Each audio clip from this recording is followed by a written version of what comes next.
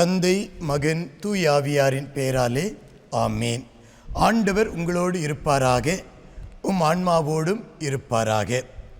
இயேசுவில் பிரியமானவர்களே, ஜூலை மாதம் முதல் நாள் இன்று எங்களுடைய குட் நியூஸ் தியான இல்லத்திலிருந்து உங்கள் அனைவரையும் அன்போடு வரவேற்கின்றேன்.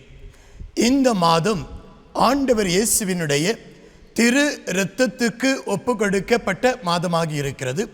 ஆகவே இறைவனுடைய இரத்தத்தின் வல்லமை உங்களையும் உங்கள் தொழிலையும் உங்களுடைய குடும்பங்களையும் நிறைவாக ஆசீர்வதிக்க உங்களுக்காக நான் ஜெபிக்கின்றேன். இப்பொழுது உங்களுடைய விவிலியத்தை நீங்கள் திறந்து கொள்ளுங்கள். யோவான் நற்செய்தி 14ஆம் அதிகாரம் 27வது இறை வார்த்தையை எடுத்து வையுங்கள். இங்கு என் ஆண்டவர் சொல்லுகிறார், அமைதியை உங்களுக்கு விட்டுச் செல்கிறேன், என் அமைதியை உங்களுக்கு அருளுகிறேன். நான் உங்களுக்கு தரும் அமைதி உலகம் தரும் அமைதி போன்றதல்ல. நீங்கள் உள்ளம் கலங்க வேண்டாம், மருள வேண்டாம். இயேசுவில் பிரியமானவர்களே, இந்த வார்த்தை இன்று நான் உங்களுக்காக தரக்கூடிய வார்த்தையாக இருக்கிறது.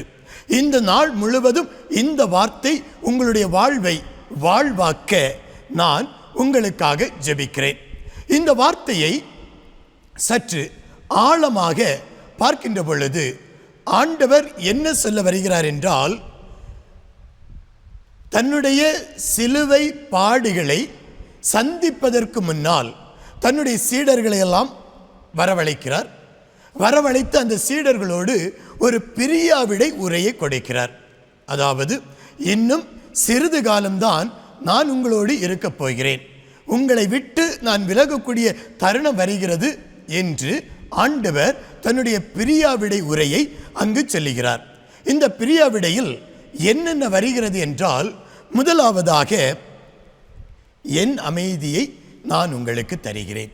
பாருங்க, இந்த வார்த்தை மிக மிக ஆழமான ஒரு வார்த்தை. என்னுடைய அமைதி, இந்த உலகம் தரக்கூடிய அமைதி அல்ல ஆண்டவர் சொல்வது.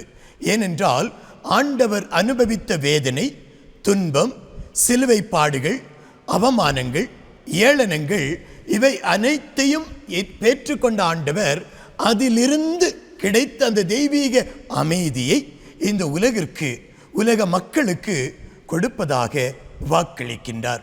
ஆகவேதான் என்னுடைய அமைதியை உங்களுக்கு தருகிறேன் என்று சொல்லுகிறார்.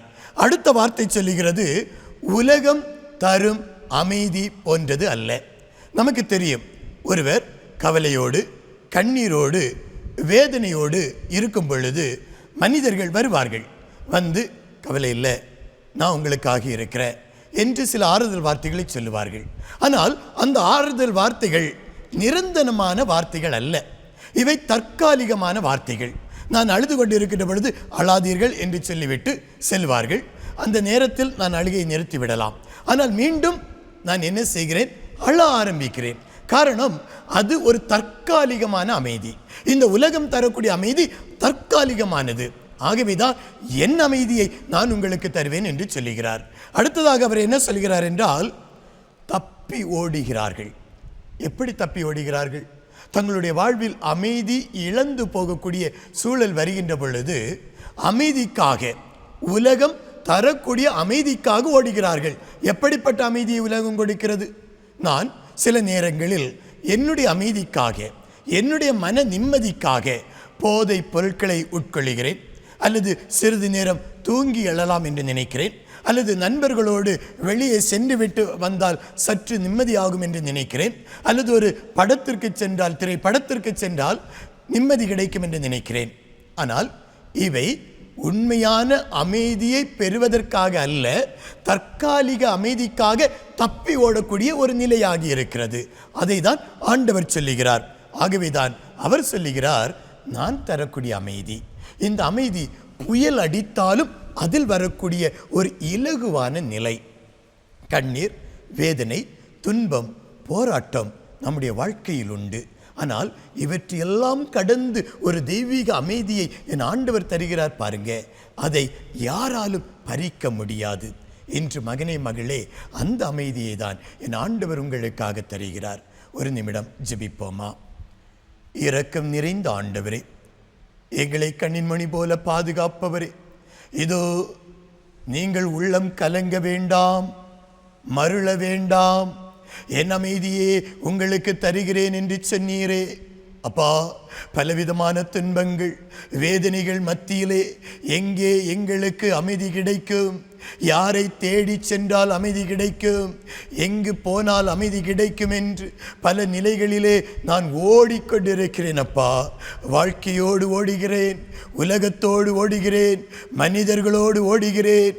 ஆனால் உண்மையான அமைதியை பெற முடியாமல் தவித்து கொண்டிருக்கிறேன். அப்பா, இன்று அமைதிக்காக முன்னால் ஏங்கிக் கொண்டிருக்கின்ற பிள்ளைகள் உலகம் முழுவதும் இதோ இந்த நிகழ்வை பார்த்து கொண்டிருக்கக்கூடிய ஒவ்வொரு பிள்ளைகளுக்கும் அந்த அமைதியை தாங்கப்பா. குடும்பத்தில் அமைதி இல்லை, தொழில் செய்யக்கூடிய இடத்தில் அமைதி இல்லை, பள்ளிக்கூடத்தில் அமைதி இல்லை, என்னுடைய வீட்டை சுற்றி அமைதி இல்லை, என்னுடைய பங்கில் அமைதி இல்லை என்று கதறக்கூடிய மகனே மகளே, என் ஆண்டவர் தரக்கூடிய அந்த தெய்வீக அமைதி, என் ஆண்டவர் தரக்கூடிய அந்த தெய்வீக அமைதியை இன்று என் ஆண்டவர் உங்களுக்காக தருகிறார். அந்த வல்லமையான அமைதி உங்களை நிறைவாக வழி நடத்த வேண்டும் என்று எங்கள் ஆண்டவராகிய கிறிஸ்து வழியாக உம்மை மன்றாடுகின்றோம். ஆமேன்.